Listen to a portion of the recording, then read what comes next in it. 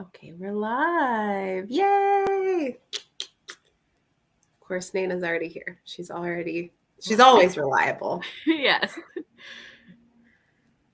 Nana too. We're so excited. Also, Sarah, you've been dragged into this, but say you're excited too. I'm very excited. I'm glad to be here. Thank you.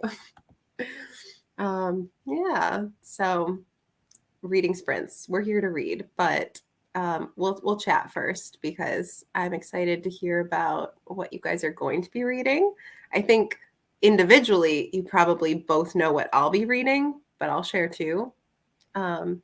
So I don't know, Kara, take it away. What are you going to read today? All right. Hi, everyone. So the first book I have started for our readathon is Black Boy Joy, edited by Kwame Mabalia. And I'm only a couple stories in, but I already really like this. It's like exactly what it sounds like. It's a bunch of Black authors telling stories about young Black boys being happy and like living their best life. And it's like already the most wholesome, wonderful thing. Also, the story I just finished is called There's Going to Be a Fight in the Cafeteria on Friday and You Better Not Bring Batman, which like I love that as a title. So I'm going to be reading some stories from this, and then if I want to take a break from short stories, I'll probably start Rima's Rebellion by Margarita Engel, which is a really short novel in verse about like the women's suffrage movement in Cuba, I think. Yeah, 1920s Cuba, and it just sounds like a great time. So I did not know it was in verse. Yeah, isn't that cool? Like, and it's like really short, so I probably would be able to finish this like later today if I start that. So Wow. That sounds really good. Our other co-host. I know. Yes. She has an excuse to not be here. So yes. with her own sprints. It's no great loss to the readathon. Only a great loss to my channel. So yay. And then Nana, I really like that one. Is it the Emily Winfield Martin one? I really liked that. It's gorgeous. To her. Yes. Gorgeous. That makes me happy. Sarah, are you okay? Yes, I'm reading The Silvered Serpents by Roshni Chokshi, which is the sequel to The Gilded Wolves, and it's just like this found family heist story, which I eat up found family, so that's what I am reading. I think it's for the magic prompt, I believe. I was like, I'm fitting this into a certain prompt. I like went through all the prompts. I was like, have to fit. And I found quite a few prompts that it works for. So yeah. Should be a quick read. What are you reading, Julia? I was going to say, that's the one dedicated to Nicolas Cage, right? It is, yes. I'm so happy. Bumps up the star rating. Yeah, here, let me just move all my little tabs. Plunk. I am reading, well, I'm going to divide and conquer here. So I am buddy reading Still Star-Crossed with Kara. So I have to start this. I'm so mad about this. So this book, Sarah, you don't know the story, is out of print currently. And it's a reread. So, but I read it from the library originally, and I was like, I'll get my own copy. So I paid like $20 to get a new copy of the book. It arrives, it's minor things, but it's clearly not new, including this Goodwill $2.99 sticker on the side. I made a $17 profit on this book. So I immediately reported that as fraud. I was like, I want my money back. Thank you. I was going to say you're queen of talking to the customer service reps. So you shouldn't do that. Exactly. But I don't have to return it until the 30th. So I'm just going to read it and then send it back and then find a better copy. Yes. But I'll also be reading The Cat of Monte Cristo. Yay! Although, Kara, you appreciate this one too. And I am still on page 120, which is so far behind you. But look at all those tabs. Like, clearly I like it. Yeah. I'm just making slow progress. So I'm on page 812. No, last time we were on like 650. Oh my gosh. It's so good. And I need someone to scream at, and y'all aren't. It is good. Listen. Okay, I can scream at it to you, Kara. You can, Great. yes. Perfect. I read it last year, I think. It was so good. It's here.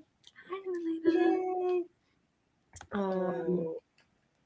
Oh, okay. I'm really curious about this one actually because it's one of the Hogarth Shakespeare, I believe. Oh, yeah. But it's like the one that's the least on my radar. Yeah. This doesn't seem like a book that I would be interested in, but yeah. No way! Small World. I love Where that. are you at, Olivia? Yeah, where are you at? Let us know. And I don't know the Prophets. I feel like that one got a lot of like award buzz. I've definitely heard of it. And we have approval for my strategy. Listen, if I got scammed, I can scam them right back, okay? That's what I'm doing. Oh, and there you go. Sarah, you have a lot of people you can scream to. I can. I don't know. What page is Kiara on right now? Like 300 or maybe. Oh, well, better than me. So I saw yesterday she updated that she started Dante's Inferno. I was like, what are you doing? Read Monte Cristo. I mean, I love Dante's Inferno, but that's another large piece of text to be reading at the same time. Exactly. I was distressed. Uh-oh. Oh, no. What's not good about it? I've only read one of those Hogarth Shakespeare books, and I did not have a good time. Like, it's the concept of all of those retellings. I'm like, this seems like something I would love, but I don't think I care about any of these. Like, which one did you read? Enlighten me. Wait, what's a Hogarth Shakespeare? It's like a bunch of well-known authors who all, I don't know if they were contracted, I guess, to like write a Shakespeare adjacent book. Like Margaret Atwood did one. The one I read was by Anne Tyler. Which was Vinegar Girl. Yeah, Vinegar Girl, which I wasn't a big fan of. And then there's like a bunch of others as well. But what's her name? I never know. Is it Gillian or Gillian Flynn? Is supposed to be doing a Hamlet one, and it's been slated forever. So I don't know when she's writing it. I didn't realize they were still publishing those, so it's like been a while. I literally, like, at some point in the past, I think it was supposed to come out this year, and I don't even know if that's true. So, Sarah, you seem intrigued. I did love Sharp Objects, so. I mean, I think it could have potential. But yeah, I read Vinegar Girl also, and then the Merchant of Venice one. Oh, that might be the one. There's like one or two I'd still be interested in trying. I have the one for King Lear and Othello. I like how I know the plays, but I don't know like what the actual books are called. Yeah. New Boy. The play is the important part. That's the thing. But yeah, I don't know. Things. This is, what's it called? The Prophet. Olivia Savannah's joke she just made. Wait. Sorry. I'm catching up. Yeah. I almost bought the other day, but they have like multiple editions of them now, and I don't prefer the cover that they had, so I didn't get it.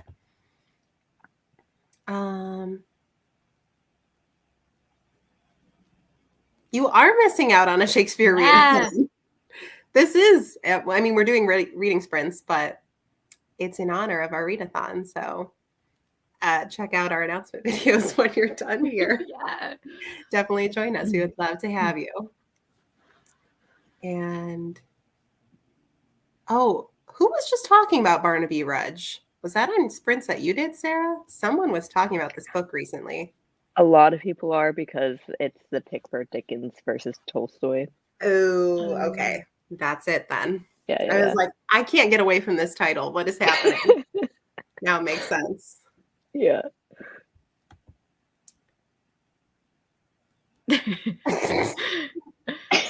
Yeah. I think what I read it years ago. I think that the play of, how am I trying to say this? the I don't know how to talk. The play on the whole like pound of flesh thing was like kind of clever, but as a whole, it wasn't a book I would ever like reread. No! I'm going to Goodreads right now. I'm gonna sue. The reason I was laughing was Olivia Savannah's reply to that. Wait.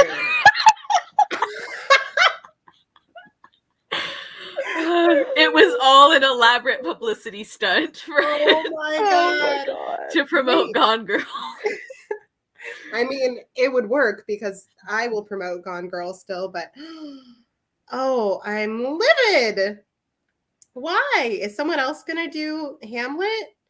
That feels like too big of a play to not do a retelling of. You know what I mean? Yeah. What the heck? Oh. I'm crushed and I only knew about this for 5 minutes. Yeah. This was the most disappointing 5 minutes of your life. Oh no. Oh, I'm like really mad. Well, okay. Moving on. Her name is Gone Girl. How long do we want to read for? I mean, like Don't the ask me. sprint. I mean, you're running this show, Julia. So Yeah, you but choose. I feel like when I do like what I think is like a little reasonable medium-sized sprint, it like goes by in the blink of an eye. But then sometimes I join on people's sprints and they're like, so let's read for 45 minutes. And I'm like, 45 minutes? Yeah. Oh my if you want to do like a 20 to start out and then we can go to 30, that's what I do. I say that's what I do. It's like I did my first reading sprint like last month. But I'm an expert now. Just got a work email. Leave me alone. That's what I do. It's like I did my first reading sprint like last month. Shoot. I Sorry. was like, that was very confusing. I accidentally opened the tab that has the live. I'm sorry. No, it's okay. It's just very unpleasant to unexpectedly hear your own voice. Ew, make it go away. Yeah. And me editing every video, I'm like, oh, okay. Especially when you've done like a bunch in a row and it's like I am sick of myself. Like I never want to listen to myself again. Absolutely. That was me after my 3-hour Jane Eyre video. Guys, I think I've developed adult asthma. I don't know if that's a thing that happens, but I'm not allowed to laugh anymore. Anytime I laugh, I cough. Like, No. I used to laugh freely. Now I choke. I don't know. Maybe you should get it checked out. That I sounds know. worrisome. Okay, so let's do like 20 minutes. So I'm trying to make a little band. I read until but now I missed that nice even 15, 45. We could do a 14-minute to warm up. Yeah. If you want. I'll do 19, which would be until 05, right? Okay. That's annoying, but that's what we're gonna do. Sounds good. Okay. Let's go read. Bye.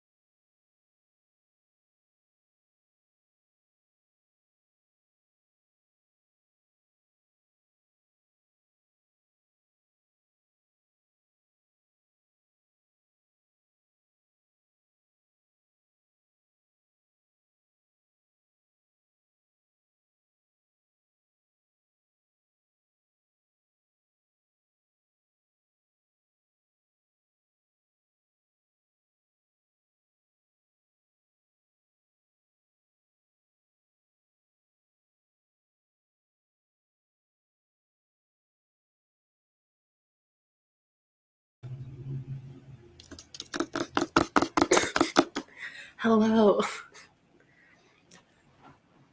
That was my subtle way of getting everyone's attention because I always get scared by people when they come back from sprints.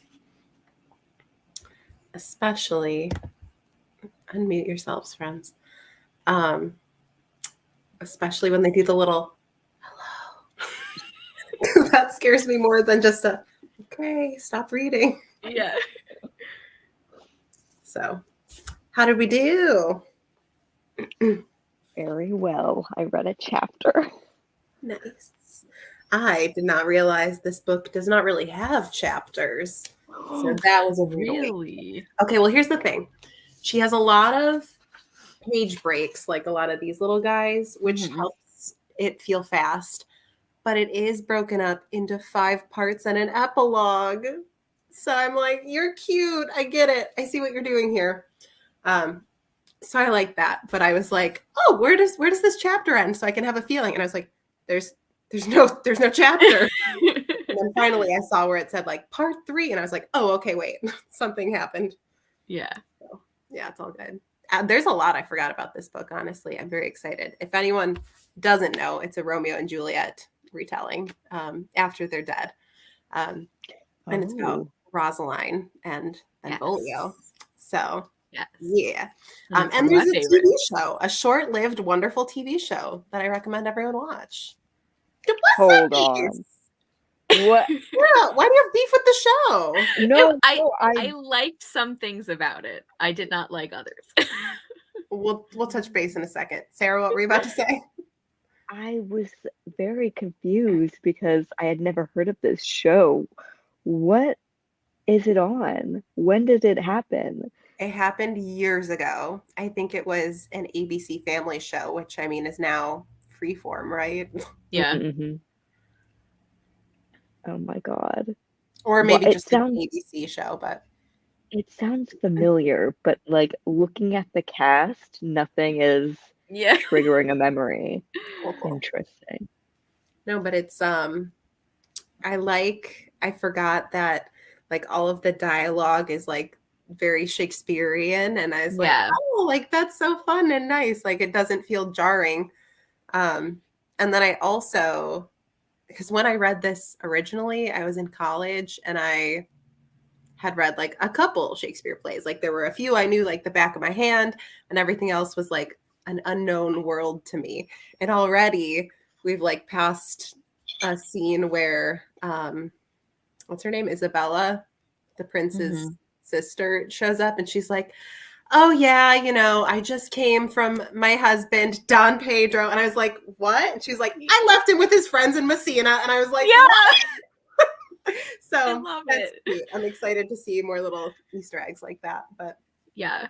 And I feel like it's one of those retellings that is like, I don't know, it's a good recommendation. It would be if it was in print, because it's like if you really like Romeo and Juliet, I think you could like it. But also if you don't care about the play, like I think you could still enjoy it. Because I was not big on Romeo and Juliet when I first read it. And I obviously loved the book still. So nice. Yeah. No, I thought the show was fine though. I'm like, I can't get over that you made a face. I have very mixed feelings about it. Like I finished it, to be fair. I mean, yeah, like there are some things they did really, really well, and then some things where I'm like, oh no, oh why? Like, when I'm done reading, I'll have to rewatch it and see if I feel the same way. I'll just watch the show.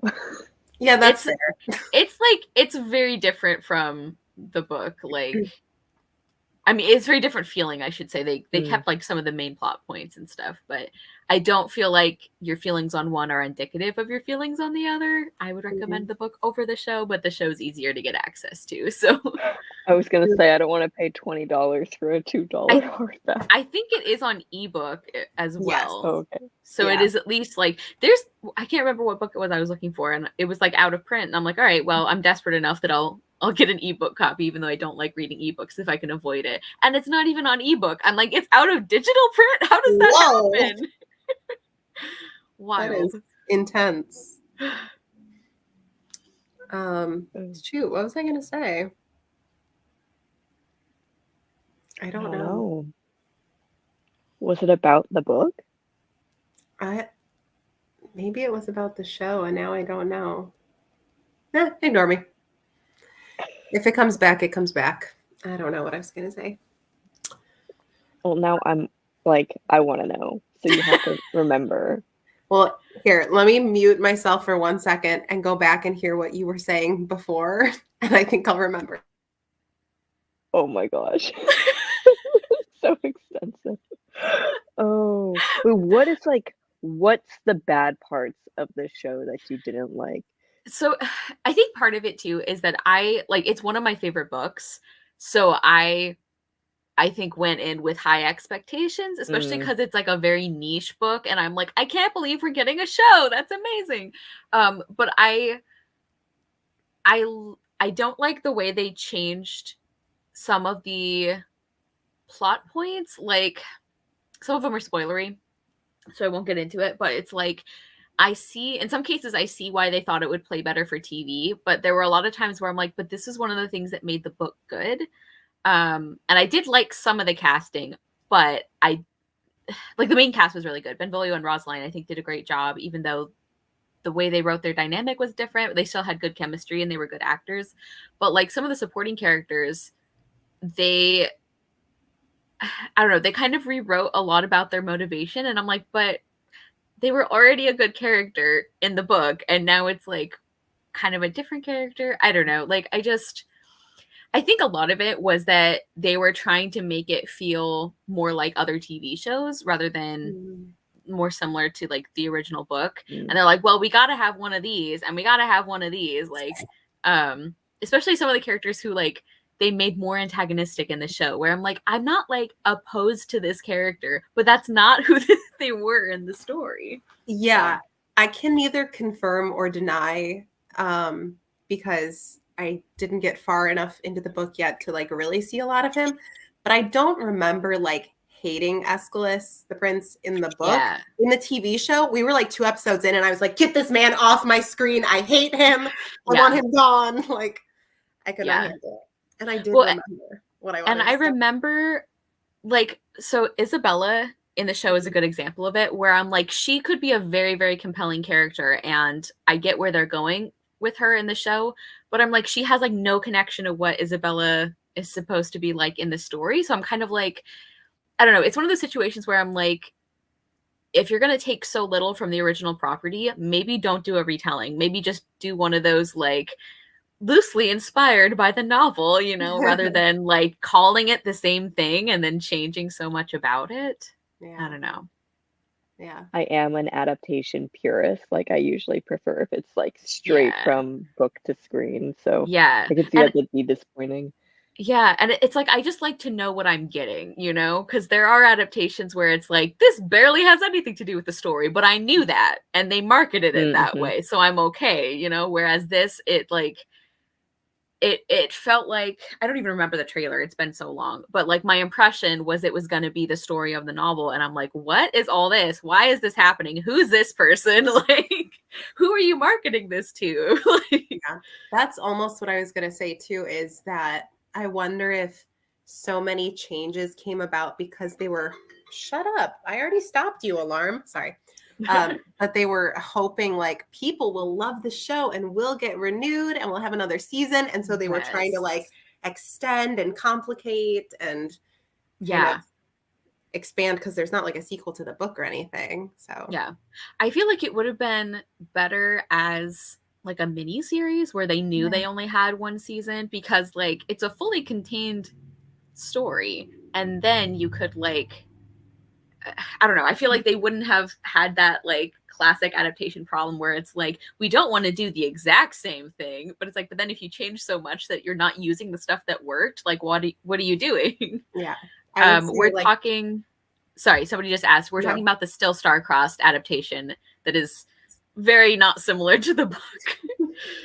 I think in some ways the White Queen is like the prime example to me. It's like they just made a 10 episode, I think, series, and it was like very well done, and they didn't try to change or complicate things. Well, they did make it based on like 3 of her books instead of just the one, but they're all like intertwining stories, so it worked really well. And yeah, it is just it's just like an interesting choice when, I mean, still Starcrossed is a pretty obviously underhyped book, so it's a little different, but I always think it's weird when like they adapt a successful story by like changing everything about it that fans liked. Like, I understand you guys are trying to make it your own, but I feel like it's much less common for people to complain that something was too true to the book than like wasn't true enough. Like, the reason we're gonna watch the adaptation is because we already like the story. It's like, yes, give it to me again. Like, I want to see it again. You know? That's so funny because I just saw a TikTok of someone saying, I'm so glad that Bridgerton cut these scenes out of the book. Adaptation.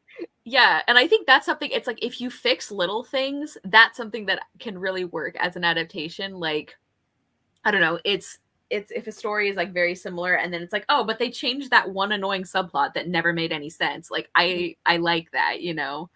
But yeah, when it's like completely rewriting characters and like motivations and stuff, I'm like, you could have just done your own show. Like, so okay. Well, I want to get to Olivia Savannah's comment, but I also just wanted to say, hi, Nicole. I'm glad you're here. yeah. And yeah, it is a cool retelling. But Haunting of Hill House, which I have not watched. I only watched Bly Manor. Haven't seen either. Because I was like, I need to read the books first. I thought The Haunting of Bly Manor was really good. I was like crying at the end. I was deeply invested. Know it's good. Yeah. Like, yeah, exactly. I got my tear of approval. Yeah. Or happiness or fear. Sadness. It was sad. That's not something I expected from that. Wow. Yeah. It was like creepy, but it wasn't too much for me. But I watched it with a friend, so that helps. So that's good. Yeah. Yeah. Oh yeah, exactly. I have not read The Turn of the Screw, but I feel like it cannot be very similar, honestly. I feel like it's probably also very loosely based. And I still haven't watched Anne with an E. Me neither. I'm a poser. It's on my list, but I have a very long list, so it's not quite at the top. Yeah. I want to finish the Anne books before I watch it. I had the same thought, and then I stopped continuing with the Anne books, just not consciously, and then I was like, well, I can't watch the show until I finish, but I have like 3 books left. I don't know. I mean, from what I heard, they didn't adapt all the books in the series. Like, I thought it was just like the first few, which I think are the best anyway. I've only read 3, so I might be set. You might be okay. I think that's generally, like, the adaptations generally stick with the first few because that's where like their relationship arc is, and like the growing up and like college and all of that. But hello, we all want to see Sherbert. We want to see they know what the people want. Like I'm not even there, and I know that's what I'm here for. So yeah. Hello. Olivia Savannah confirms that you only need to read the first book for the show. Oh, perfect. Yeah. For all of Anne with an E? Because I think, they kind of added stuff from what I heard, but I also want to see that one. I've heard really good things. That's fantastic.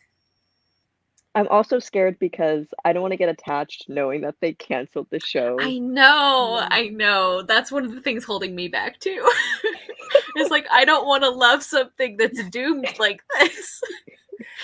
Sometimes I would rather have something that I really love be short-lived instead of them dragging it around like a dead horse, though, you know? That's like that happened with the Vampire Diaries. I was super into the Vampire Diaries. It was like cheesy and I was having a great time. And by like the 4th or 5th season, I was like, we're still here. I need to go. Like, I couldn't do it. Yeah. That one character that kept dying and being brought back to life because he had a ring. I was like, just kill him permanently, please. It's so rare that you get a show that like knows what they're doing and knows when to stop. And I know part of it is like a lot of people don't ever know if they're going to get renewed for another season, which I can't even imagine that stress. But like, there's so few that do it well. Like, Leverage is like one of the only examples I can think of that like it ended perfectly. Like they knew where they were going. You could see they knew where they were going even from earlier in the season, and from past seasons there were kind of hints too. And they knew there was a chance that they weren't going to get renewed. And so they said, like, for a long time, we've known how we were going to end it. So when we got the notice it was our last season, like, we knew what we were doing. And I'm like, you can tell. You can tell that you knew what you were doing. The way you said that makes me feel like I have a show with that exact same story, and I don't know what it is. I know The Good Place had a really good ending as well, and it didn't drag on. Yeah, I only watched the first season, which I should remedy. That's a fun show. You should. Especially after the twist in the first season. I know. It's good. I haven't seen Leverage, though. It's really good. I really like it. What's it about? So it's like this one of those, well, since you love Found Family, you're going to love the group dynamic. It's like a bunch of like thieves and criminals who all team up for this one job. And then, yeah, Olivia Savannah wants us all to like fix this immediately. So they all do it too. Okay, sorry, I'm telling you. No, it's fine. She says you need to love it and feel my pain. Okay. Yeah. Olivia Savannah wants company in her misery. Yeah. So Leverage, like this group of like criminals who all team up for like this one job. Because it was like this one guy who they had worked with, and they're coming back together. I think I'm trying to remember from the pilot if this is the job they're on, to get revenge for something that happened with him. And they do the job, and then of course they're like, well, maybe like one more, and they keep doing them. And what ends up happening is they end up doing all these criminal like heists for people who can't afford like legal help and stuff. So it's like one of the main arcs for the season is about like Nate, the kind of the main character, I guess, although they're all main characters. His son died because his boss wouldn't give him like medical coverage. And it's really, really sad. And like, that's one of the main things they're going after. And they just keep finding these like people who need help that like the system won't give them. And they're like, we're going to steal back that like property that your company took from you. And it's like, we're going to expose this like massive corporation that has been putting like poison in the water and like all this stuff. So it's like, it's very cool. It's like bad guys on the side of good. And I love it. And the characters are like so good. Like they actually, like, it's not one of those shows where like, even though there's an episode where something big happens, nobody acts like it happens in the next episode. It's like they really like grow and change, and the relationships are so good, and it's like really emotional, and I love it. It's a really good show. And it's really good. And it's also like the epitome of like competency porn, because they're all like so good at their jobs. It is like incredibly satisfying to watch. Like, and kind of the structure for the episode is like you'll see everything going wrong with their plan, and you're like, oh no, and it's like, just kidding, we knew this the whole time. So it's very fun to watch. But yeah, I highly recommend it. And like, Julia, there's a few episodes in particular, it's like, I know you'd be crying. Like, involves kids. Like, oh my gosh, no, listen, it's not that hard to make me cry. So I could probably cry at like any given episode. I have cried at diaper commercials. My friend explained the plot of an episode of Touched by an Angel to me, and I was crying at her explanation of the show. Yeah. So yeah, it's really good. Like, you sold me on it. No, I want to watch it immediately. Yes, perfect. I love heists. Do you know if it's streaming? It used to be on Netflix. Let me see if it's on like Amazon Prime or something. While you're checking. It says Amazon Prime Video free. Excellent. I was never a Game of Thrones fan, but the more sadistic side of me enjoyed watching fans rage over the final 3 seasons. That's another show I gave up on, was Game of Thrones. I got to one character death that I could not forgive, and I said, I'm out of here. And to be fair, I didn't reach that point in the books, so I cannot even confirm that it does or does not happen in the book. But I don't think it happens in the book, because tell me in the private chat. I will. I've only read the first book, so I don't know. But did you watch the show? I did. I didn't hate the ending as much as everybody else. I still disliked it, but yeah. I was like, that he would not allow that. I like refused to accept it. That's just, but I do agree that they really bit off more than they could chew in even attempting to do the show. Like, the series is not done, friends. It's nowhere near done. Yeah. It may never be done. It just made me mad that HBO was like, you can have as many resources and time to finish this as you need to make it good. And the showrunners were like, we want to do other things. And then they like trashed the ending and everybody was just mad. Yeah. I didn't even watch. I just like, I vicariously understand people suffering through this. Like I'm watching my friends who are into it and it's like, I am sorry. Like, that's rough. Like, imagine getting told it's like, you have a blank check, and they're like, no thanks. Like, I know. What if we just do everything wrong? Like, concept, we don't listen. And now George doesn't even want to finish the series. Like, he's just dragging his feet and doing all these side, like, in the same world, but like different books. And I'm like, I know you're doing it because of how bad the reaction was to the ending of the show, but like, please, if you finish the series, maybe it'll remedy how bad the showrunners did it. Yeah. Every time he like releases a like tangentially related but not actually in the series book, I'm like, nobody wants this. Truly. I mean, it's selling because obviously like people enjoy his work, but I don't understand how you could like he has to know, his agent and editor, whoever has to know that like nobody is wanting what he's giving them. He has a blog post, and I don't read his blog, but I saw a YouTube video about the blog post that he recently posted about like, oh, he said Winds of Winter was his like main priority many times, and then in this blog post he was like, I'm still working on it, but I'm also working on these, like, as my fans, you should be happy that I'm working on these. And it's like, people would be more into your side work if you finish the original material, and then we could get hyped that there are these side books, but you're just like putting it off, and that's why people are angry. What a mess. Yeah, it's the only time I'm really glad to be like so far behind in a series, because I'm like, I got time. you can still and I'd be good. Yeah. Well, I don't know. I like that we just veered into TV shows, but I'm into it. I know. But I'm happy I sold someone on Leverage, because I think it's an underappreciated show. So they apparently just started like a reboot, or like not a reboot, a sequel season, which I have not watched because I don't think I'm ready yet, but the original one is really good. I'm always skeptical of those. I know. And especially because like they did end the show so well that it's like, I don't need an epilogue. I know how they're doing, you know, like I know what's happening.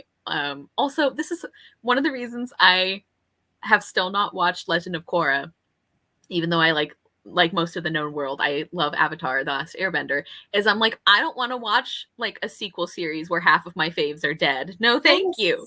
No, thank you. I'm totally the same. I have not even like attempted to start it. I was like, no. Yeah. It's like, I don't want to watch a world where this person isn't around anymore. It's sad. But I'm really into the idea of Leverage, because I like shows that have like some kind of legal drama type stuff, but that aren't overly like serious and dark. Like I could never watch like CSI or something. Yeah. But like a little bit of like the serious mixed with the levity. I'm like, this is good. Yeah. Also from an acting perspective, like the cast is amazing. And like Gina Bellman there's like the main team of characters. She's like the grifter.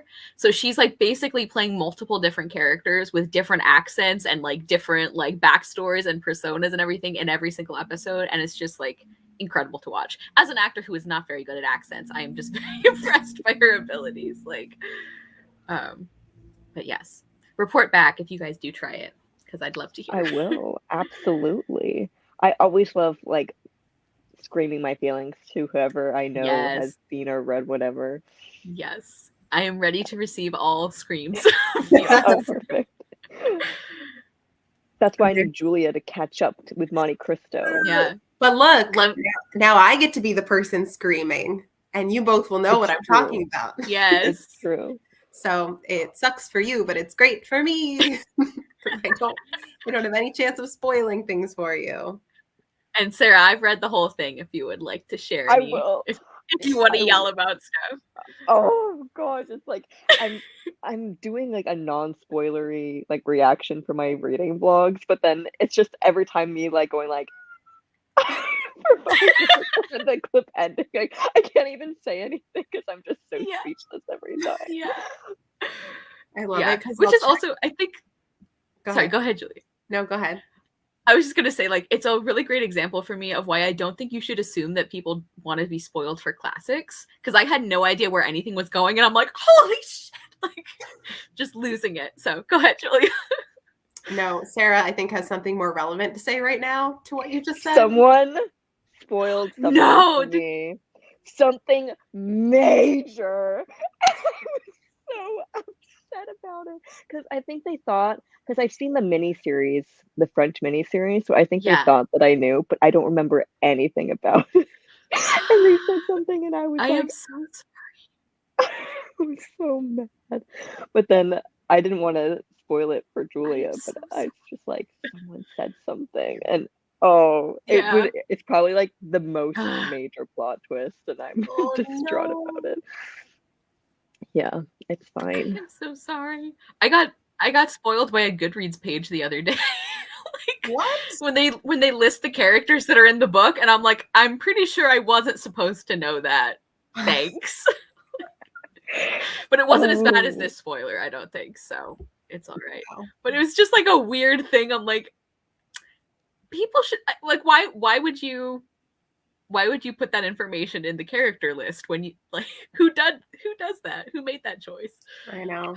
Well, it's like, I know that there's always good intentions when like a sequel comes out and it's like, following where the first book left off, so and so is at so and so, and you haven't read the first book and you're like, so and so's at so and so, how did they get there? Like, they're not even dead. Like, so whatever happened in the first book is already revealed to you, low-key, and I'm like, yeah. Or it's like, if you even look up, like, let's say you're looking up to see when like the second book comes out or whatever, and like, you know, you're trying not to read stuff, but like the first sentence is like, after the tragic death of, it's like, really? Like, why would you, like, I understand having that information in the synopsis because you're assuming people have read the first book, but why would you have the first thing you see on the book page be like, major spoiler? Yeah. I mean, listen, this isn't this is not the same because it's the actual book and not Goodreads, but it reminds me of when I was in high school reading Twilight. And so I read Twilight and I loved Twilight and I was like, gotta get me to the store and pick up the next book, you know?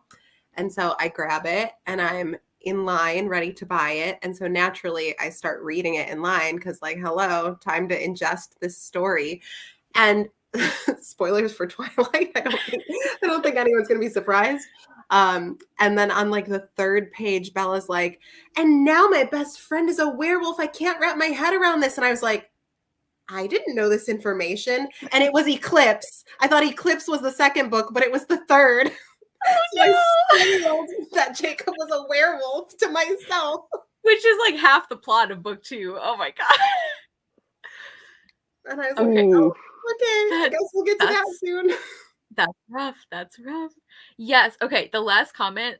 Exactly. I hate when people say like you have no excuse if it's like a classic or an older book. Like there is so much to read.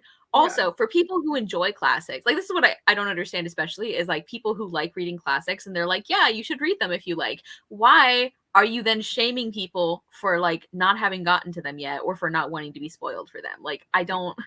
Also, I have said this before, but I really think that one of the reasons people have so many hangups about classics is because we do these things where we treat them like they're not just regular books, like spoilers. You would not just randomly spoil like a book that somebody's going to read, but if it's a classic, it's okay. I just think that's strange.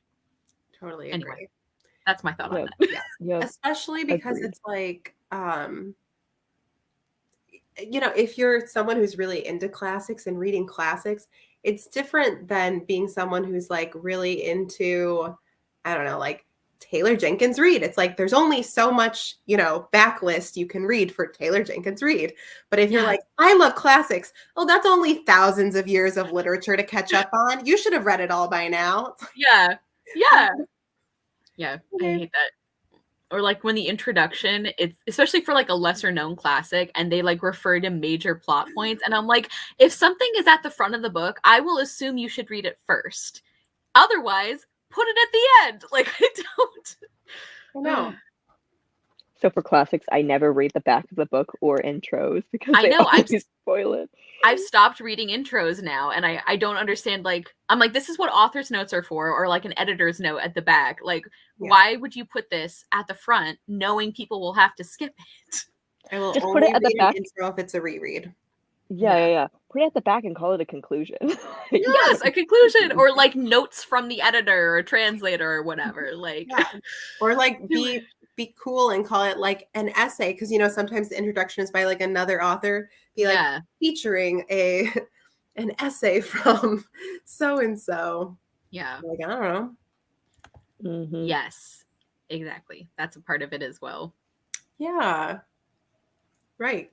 Because in high school, what classics have you read? The ones that were assigned to you. Like, you're not going to know something, you know, more obscure yet. Yeah. Yup. People are so pretentious. Agreed.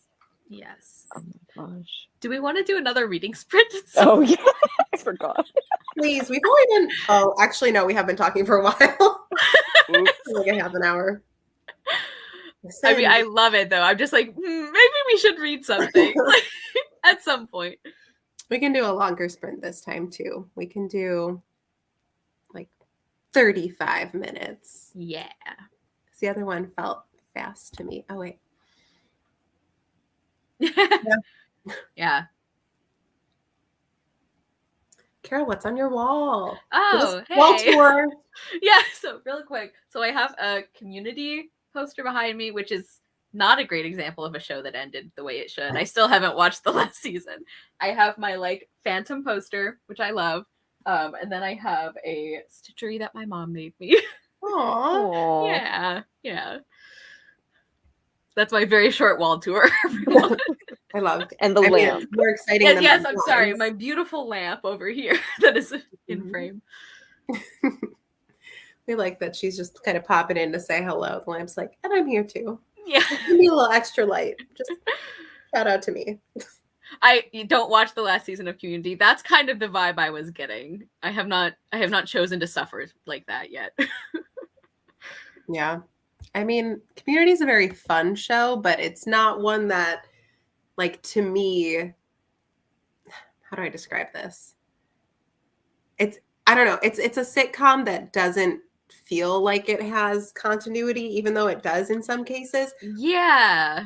Like, it seems like one that you can hop into at any episode and be like, this is fine. These characters are kooky. What a ride I'm going on.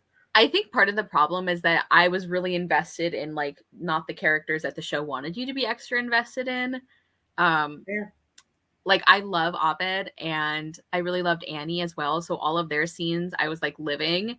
And then they, like, didn't do anything with that. They teased us. And then, I love Abed and Troy's friendship as well, which they did keep that going. But, yeah, like, just some of the choices they made in later seasons, I'm like, I have different ideas about what I want to happen from you guys, and that's fine, but I'm not going to watch you. Yes, Abed is the best. I love that boy. Yeah.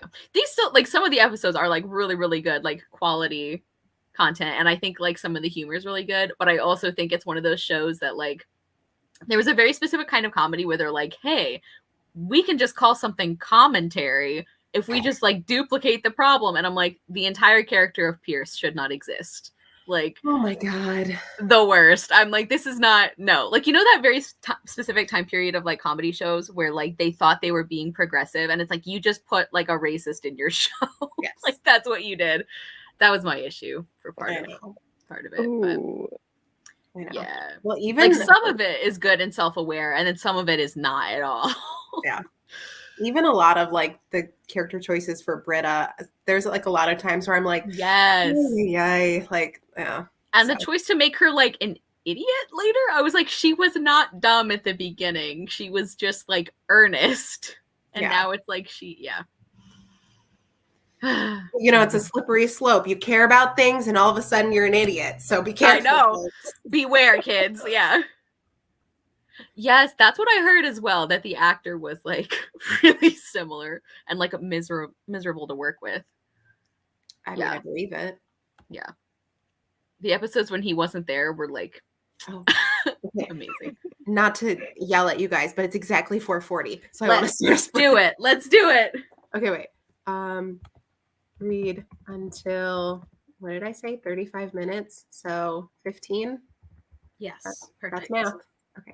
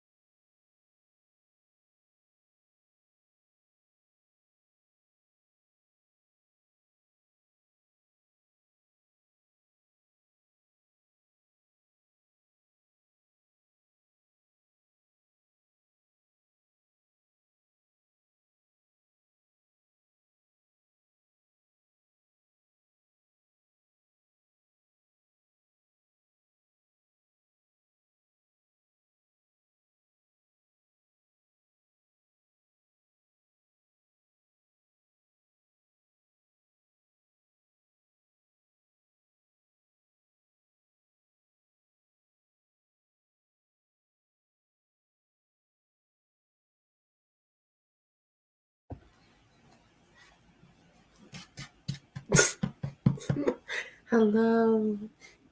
Come back. How are you enjoying Monte Cristo? Really good still. I read 15 pages and I'm in the jail scenes currently. So I love that whole sequence.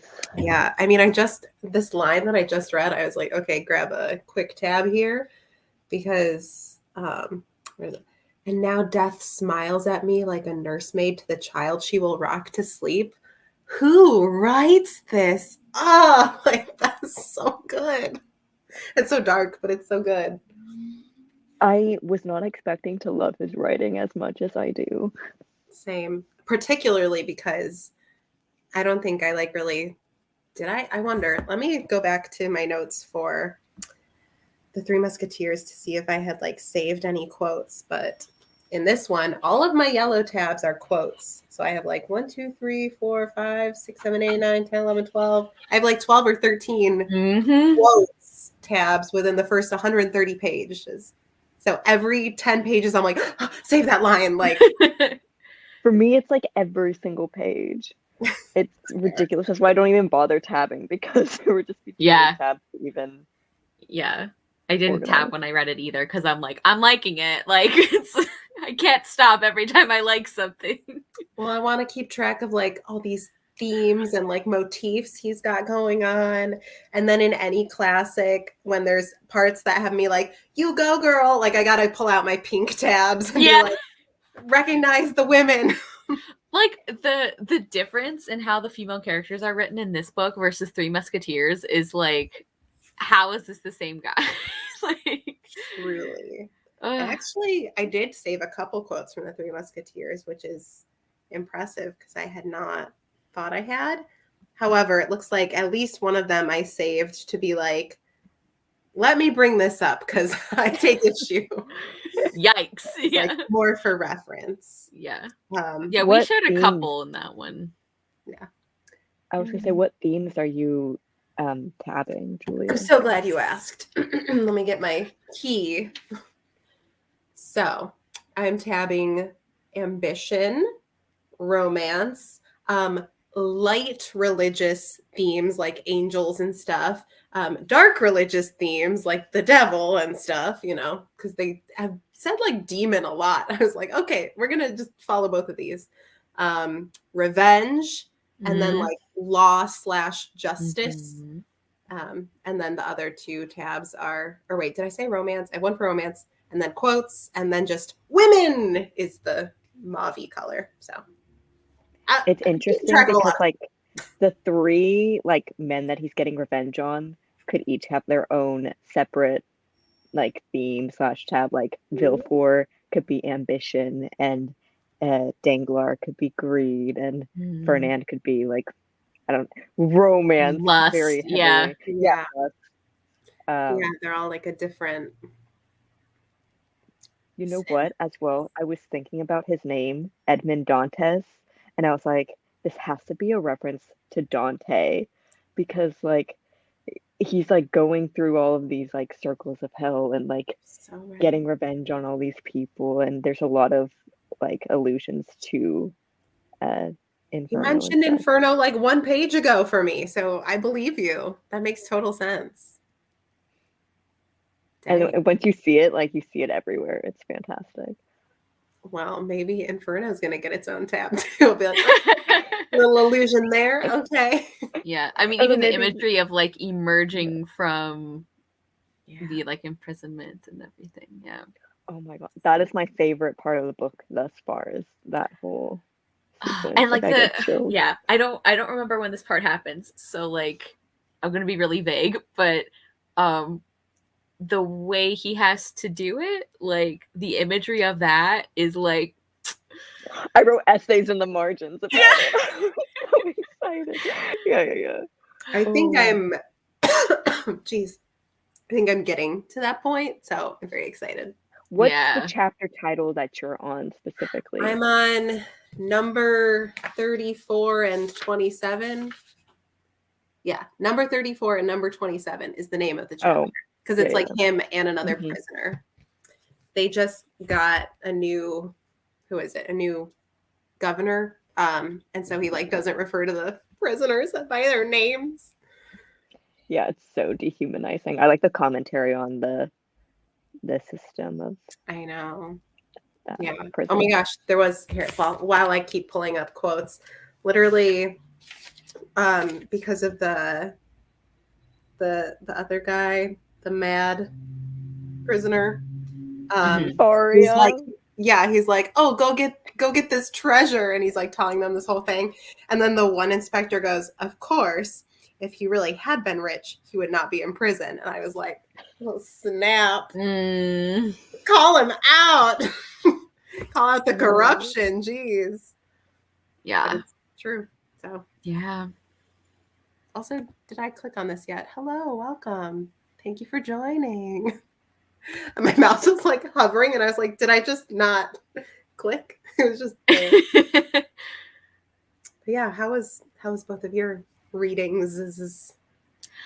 It was good. I got like 3.5 stories read. Really enjoying this. Yeah. Well, I mean, some of them are pretty short, but like almost wept on camera. That was a good time. Like not like sobbing, but like I definitely got like choked up a little bit on one of them, which is of course one of my favorites. So, but yeah, it's really good. Like I'm really loving this so much. So good choice to start off the readathon. Oh, good. I know. This one, I'm like so happy to be reading it because I am loving it, and like it's covering a ton of prompts for me. I'm using it for like 6 or 7 different prompts. Yeah. However, it's not like I can start the readathon with this and be like, and my first one's done. It's like, it's a process. You can though. You can. No, not like this. Bookly says it'll take me only 4 hours to finish this book. I could finish this one today. See, I can't ever start using Bookly because sometimes I need to lie to myself that I can finish something in a reasonable amount of time. It's like I do not need the real life math ruining my plans here. Like no, it's the best for me because I'm so competitive. So if Bookly tells me, this is going to take you 2 hours to finish, I'm like, I can finish it in 1 hour and 45 minutes. Just you watch me. Like, so it's like when you race the GPS ETA when you put something in your car. Exactly. And which I also do. So yeah. That's me. I understand completely. I would just feel so pressured. And then instead of like being in the book, I would be thinking about how I'm not reading fast enough. Exactly. How did your reading go, Sarah? Maybe you already said it when I was off. I didn't. I read a couple chapters and not much happened. So it's going great. I feel like this is a good part to be reading during sprints. Because otherwise my mind might wander. True.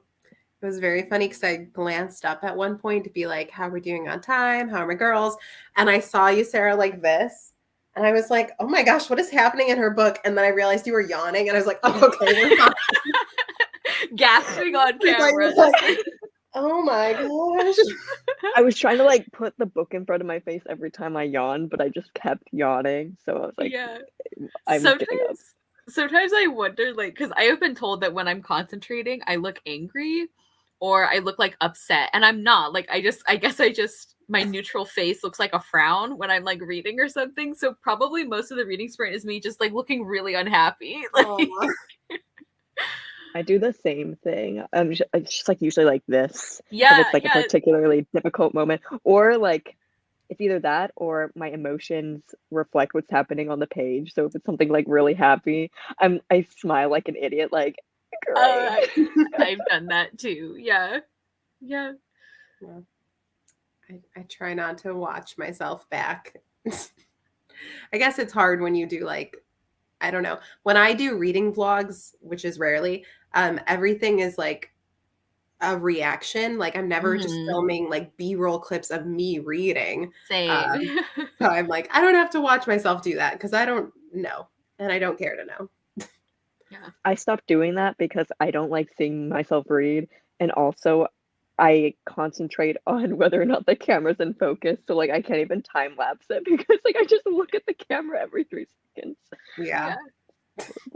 Yeah. Wait. Stolen Innocence. I don't know if I know that one. What's it about? I'm trying to look it up right now because I'm curious. It's clearly written by a wonderful author because her name is just so beautiful. Yes. Not at all biased. No, definitely not. Oh, yeah. There are a lot of books called Stolen Innocence. Ooh, it looks like romance. A dark romantic prequel to Sleeping Beauty. Uh-oh. Spicy. Tina asked about the details to the readathon, so we should just like drop our announcements in the chat, and Yes. that links to a Google Doc that has everything. But let's see. What am I trying to do? Oh yeah. Oh, good. My thumbnails showed up. Okay. I made thumbnails for my 2 live shows of all my like rating all the books I read in 2021. But for whatever reason, when I like changed them, they didn't look like they were changed. And so I was confused all last night. But right now, sorry, that was my video opening. Right now, it looks like they are there. So yay. Yay. For thumbnails. Okay, I will put the other announcements as you guys keep talking. What's that? Thank you, because that's what I was trying to do and struggling to talk at the same time. Yes, so I will do that real quick. Reading Where the Crawdads Sing, which I own, and then heard very disturbing things about the author. Yes. So Nicole, just know that as you're talking about this book, I mean, obviously you're in the middle of reading it. You don't have to stop reading it. I'll still probably read it because my mom spent her money on it. Like, what's going to happen? I'm not going to return, like what's going to happen? So yeah. But yeah, it's definitely having a resurgence in popularity with the movie coming out. Yes. Okay, I might need, I don't know how approving comments works on live streams because it might not like that I'm linking things. Yeah, it's like, stop spamming the chat. Yeah, I think we want this. But then it doesn't ever. I was going to say that it doesn't ever stop actual spam bots. I know. It only stops like legitimate users. Of course. But if it's not working for whatever reason, I will also put it in the description of this live when we're done. Okay. And just like a general overview. So it's all Shakespeare themed, but you don't have to read Shakespeare unless you would like to. And it's not like a competitive readathon or anything. You can choose to do the prompts or ignore the prompts. And we each have a different genre. So I'm hosting Team Comedy, Julia is hosting Team History, and Olivia Savannah from Olivia's Catastrophe, who is not here right now, but she is the host for Team Tragedy. So all of the prompts are like themed on the different plays, or sometimes on our experiences with the plays, which is kind of fun. Keeps it fresh, Yeah, and there's going to be like a movie night that's optional, and there's like other details as well. But yeah, Julia said she's going to link the info, but in case it never shows up in the chat because they think it's spam, even though it's linking to YouTube, it's like, are you marking your own website as spam? Like, that sounds like something you do, but yeah, thanks for nothing, YouTube. Yeah. Good night. Yeah, thanks for reading. Bye, Lana. Yeah. Do you know what movie you're gonna watch for movie night? It's Ophelia, the one with Daisy Ridley. Oh, I've been meaning to watch that. I know, me too. It's like been on. It's like I have to watch this at some point. It's a female-centered Shakespeare movie with an actress I really like. There's really no reason for me not to watch this. I think the best way to describe it is kind of like, well, it's not really the Still Star-Crossed for Hamlet, but it's in a very similar vein because it's also a YA novel from a similar time period. Right. But yeah, I like it.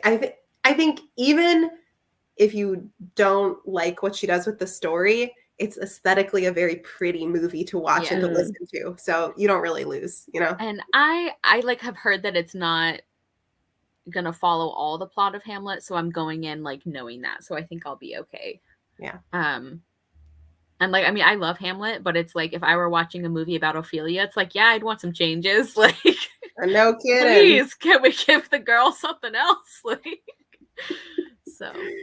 Yeah, but it'll be good. Poor Ophelia. I know.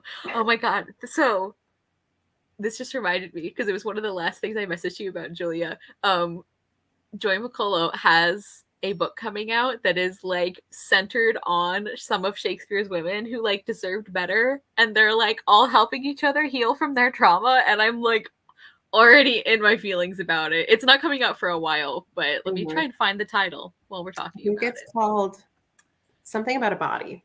Oh, yes. Wait, let me just go to our messages. Yeah, there you go. Yeah, it's the last thing I sent you. It's Enter the Body. It's on Juliet, Ophelia, Cordelia, and Lavinia. Ah! Sees the women come together, examine their experiences, and support each other in aftermath of trauma. It's like, I'm already crying. Great. Like, I'm so ready. Yeah. Joy McCullough wrote Blood, Water, Paint, which is one of my favorite things. So, and it kickstarted my Artemisia Gentileschi obsession. So I have a special place for her as an author. You are like doubly excited about this one. Yes. Like I trust her with historical women who deserved better. Like I'm going into this with that knowledge. I guess not exactly historical, but you know what I mean. Yeah, but historical too. Historical adjacent. Yeah. I'm like extra hyped that she put Lavinia in there because, like, first of all, oh my God. I know. Oh my God. The worst. Yeah. I think the worst. What play is she from? Titus Andronicus. Oh, so that will tell you everything you need to know. Because it's a crowded field in that play for like worst ending, and I still think she takes it. Like, absolutely. Yeah. Big yikes. Oh God. But yeah, she just never gets any appreciation or redemption or sympathy or anything. Yeah. People have told me how amazing the what's her name? Julie Taymor? Something like that. She did the design for the Lion King musical, which is amazing. Like, she did an adaptation of Titus Andronicus, and like people keep telling me how incredible it is, and then they describe the Lavinia scene, and I'm like, that sounds amazing. I will never watch that. I'm sorry. Like, I don't think I can watch that. Thanks, though. Fair. Yeah, but Titus Andronicus is the only Shakespeare play I've read where I go, you know, I don't have a dream role in this one. I'm fine staying far away from it. Yeah. That makes me want to read it 10 times more. Oh, you absolutely should. It's a really interesting play. Yeah, like we read it in one of my Shakespeare classes, and it was just like what was the intention behind this? Like, because there's like some people who think that it's which I think it could be true, is like a parody of like a revenge tragedy. Because not a funny one, just like a let's do it and just turn the volume up to like 14, because like it is so over the top that it's like, this isn't really like anything else he wrote. So like, was he just like messing with people? Like, I think that's a possibility. Did he actually write it, or did he steal it from someone? No, I mean, I think there are elements that are based on other classical stories, but I don't think it's one of his where he like was adapting something else. Yeah, which is like, that's how you were a playwright at the time, is like, which classic epic am I gonna just redo? But some people were really good at it, and that's why we love Shakespeare.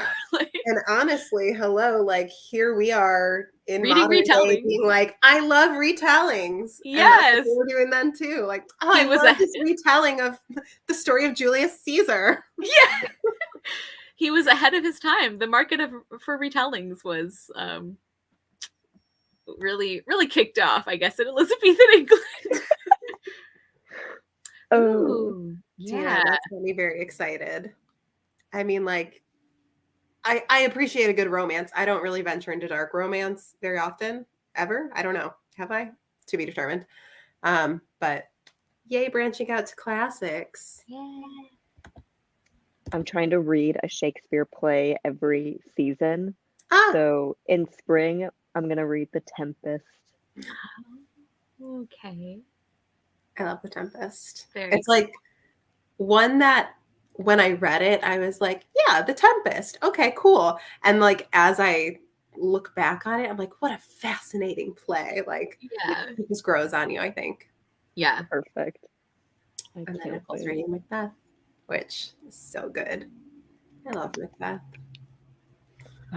There's also a bunch of Macbeth references in Monte Cristo, and every time I'm like, yes. Here's the Shakespeare tab. That's like, oh my gosh, Literally. it's worth doing. I mean, I've got a couple colors I haven't utilized yet. Let me see.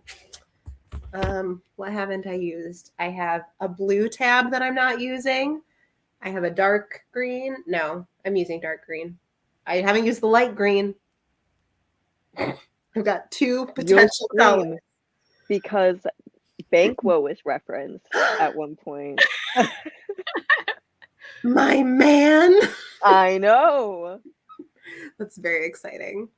Like, that's such a specific reference, too. Like, Banquo, not Macbeth. I love that. I think it was like when Macbeth saw Banquo at the feast was what it was referencing. And I was like, I think I even remember that line or like the context of it. It's good. I'm so excited. Oh my gosh. With that scene, I can only imagine the context of who might be seeing who in the book. Spicy. I love it. That's the thing is like with the Count of Monte Cristo, I keep going like, this is such a big book. Like, I can't imagine like how much could happen, you know?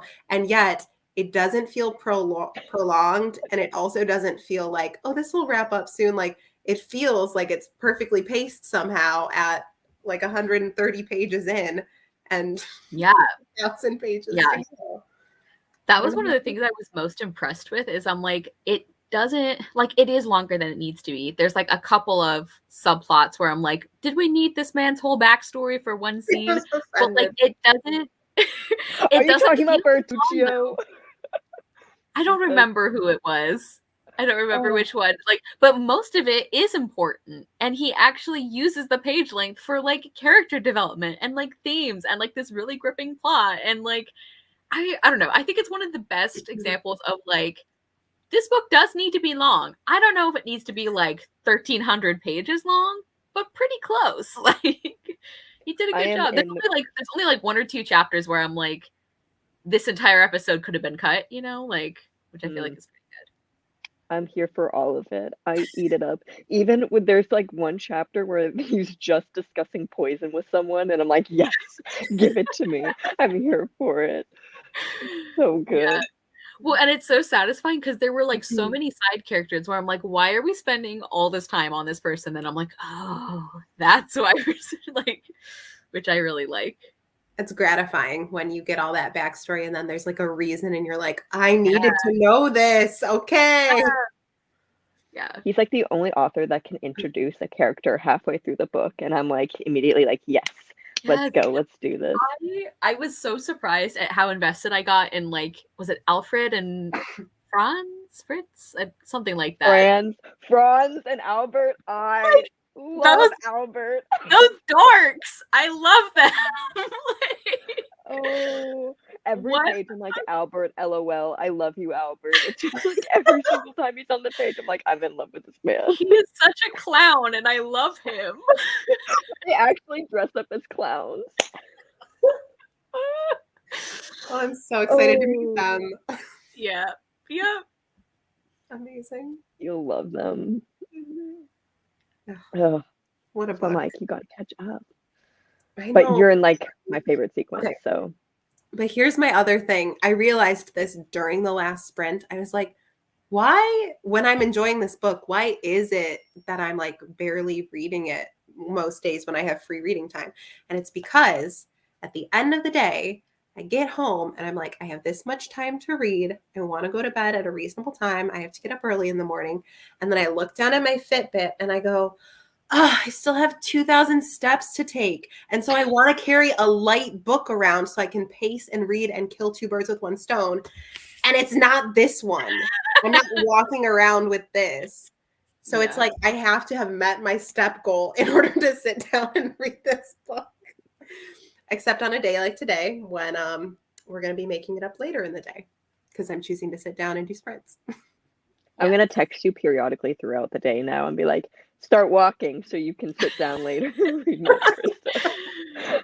That's good strategy, actually. You're going to be her fitness coach so that she'll read the book you want. Literally. It's the only time I'll ever be pro exercise.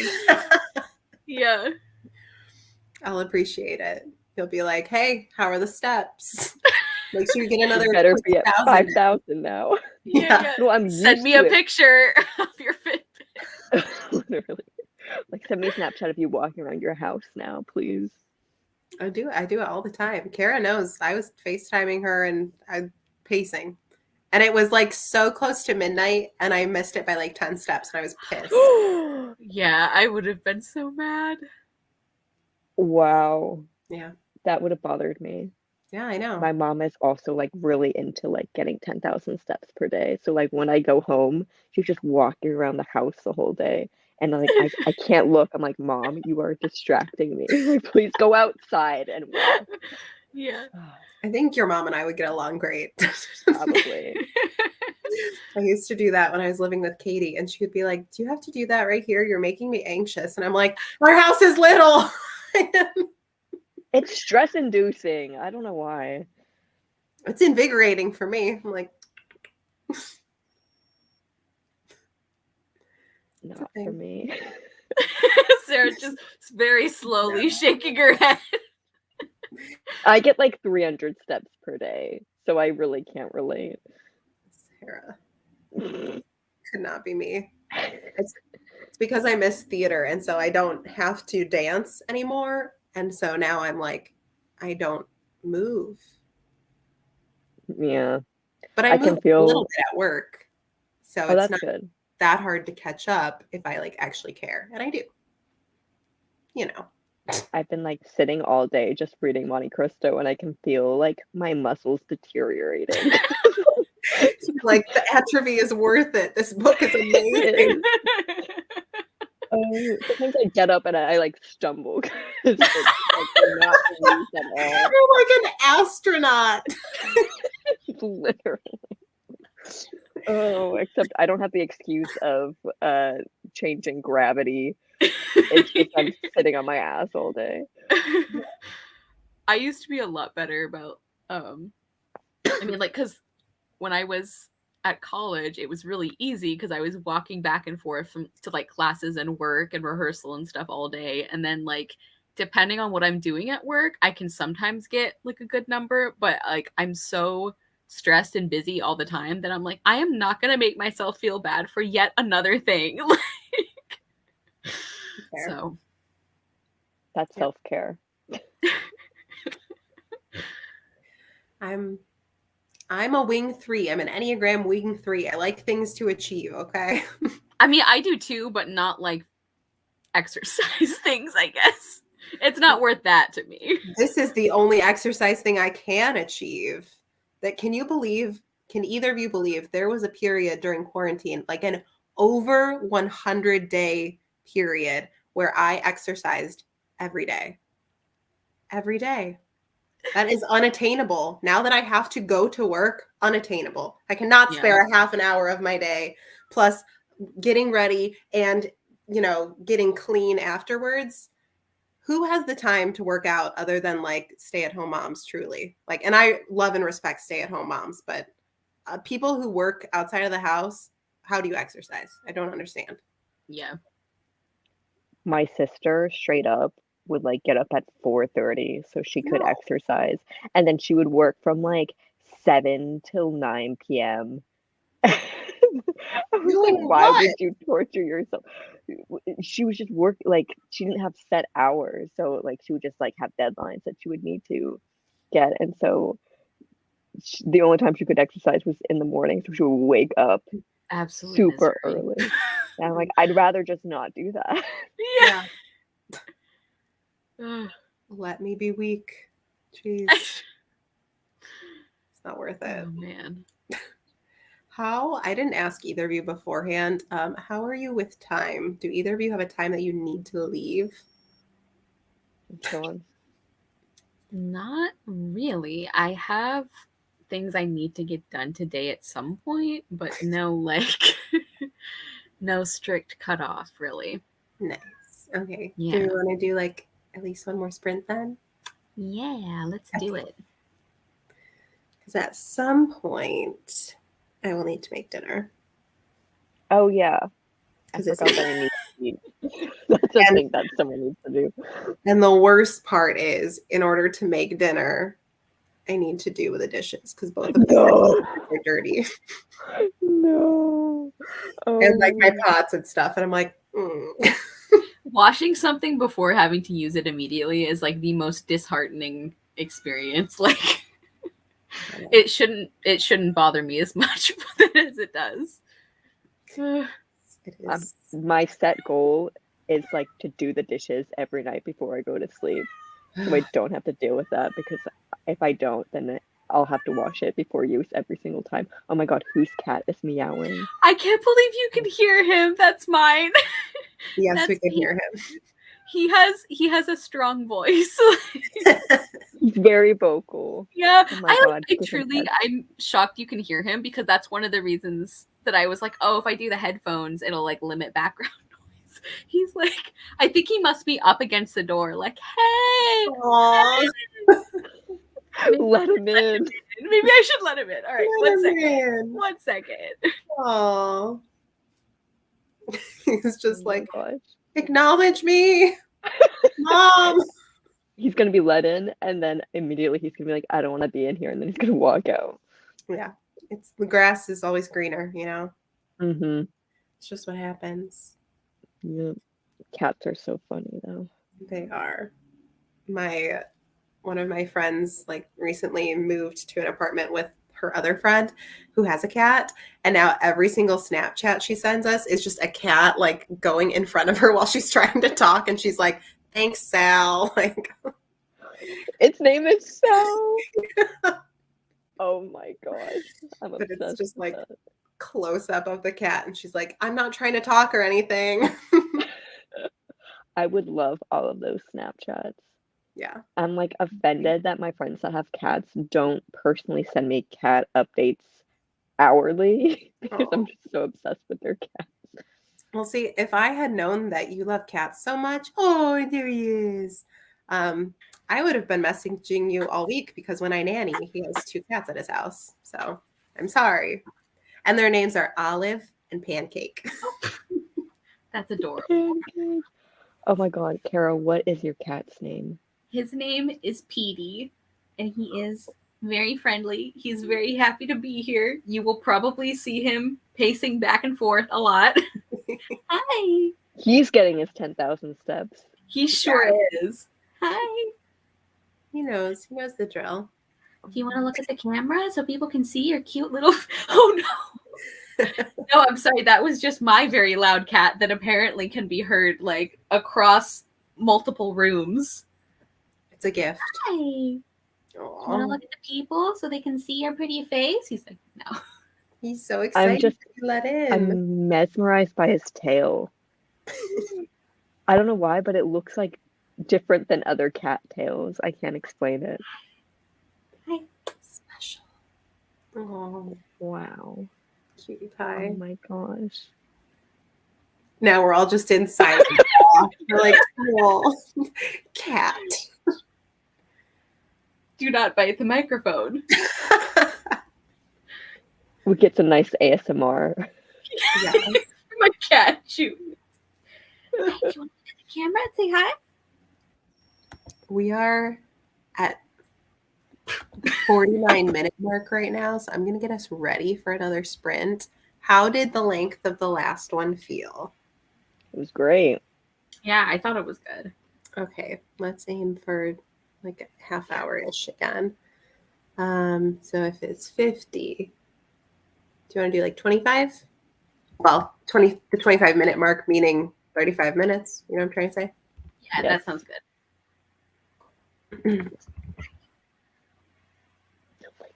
Okay. He's just really excited to be here, guys. Is Hi. it's an honor. I should have put him in the thumbnail if I had known. Special surprise guest star. I'll just add that to the title and everyone will be like, who is showing up in this? This is Petey's channel now. Yeah. Yes. PD takeover. Okay, go read. What's PD reading? What's he gonna pick up? What do you want to read, Petey? Do you want to read one of the many rereads I was going to do last month and then didn't? You can read The Castle Behind Thorns. I think you would love it. I think he would. Oh, he's getting ready to lay down? Are you? Oh. No. Hi. Yeah, that's now. This is definitely my book. Oh my gosh. All right, it's yours. All right. Okay. Enjoy. I'm not even gonna read. I'm just gonna watch Petey.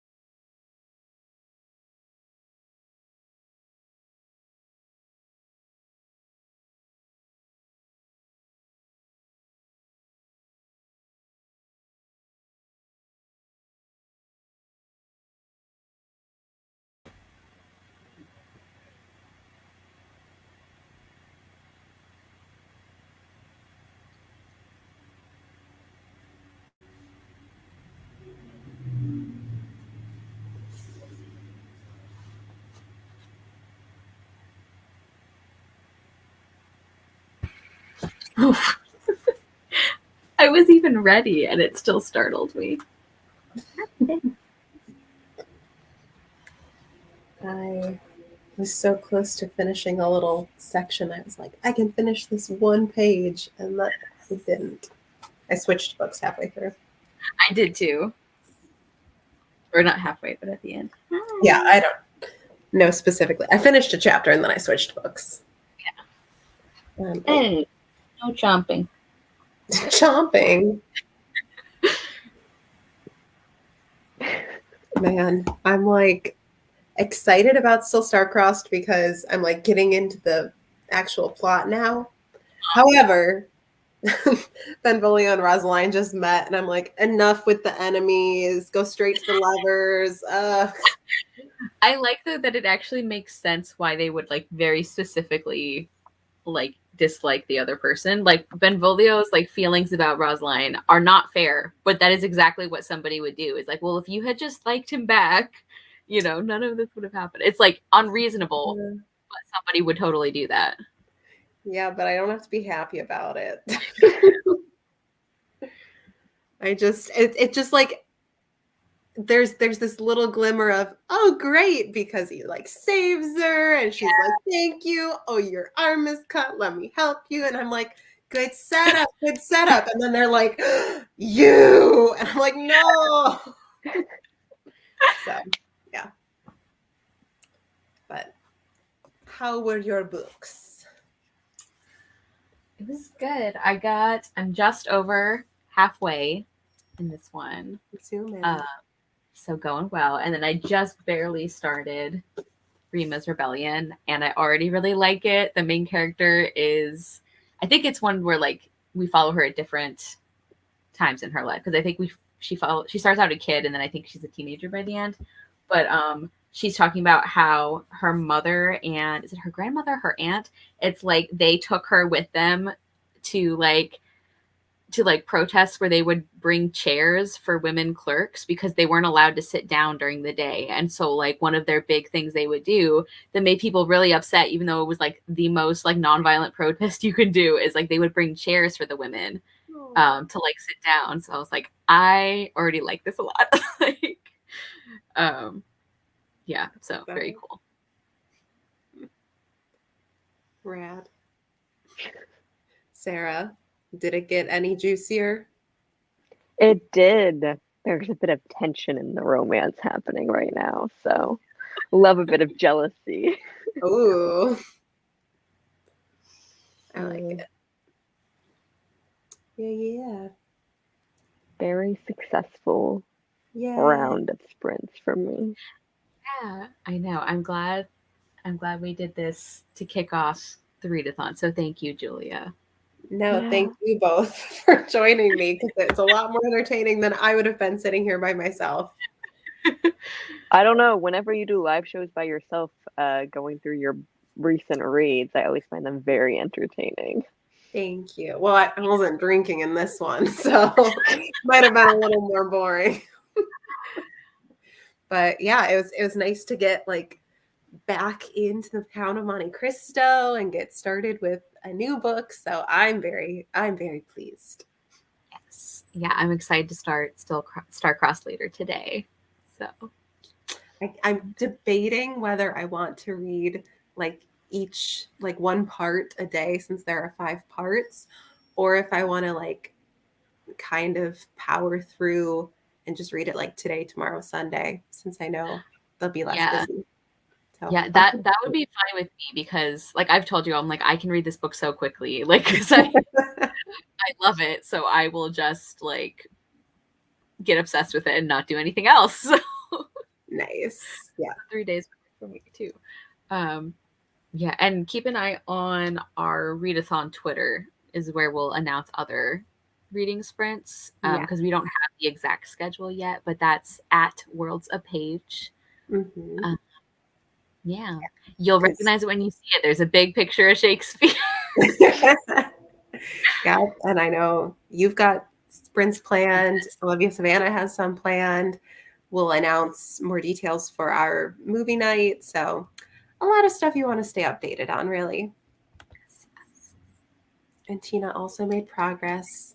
And Yay. black bean burgers sound so good. Ugh, I'm hungry. I'm gonna get some food probably. Same. We never took the banner off. All right. Well, thank you guys again. And thank you all who joined in. This was fun. Thank you guys. Thank you. Bye.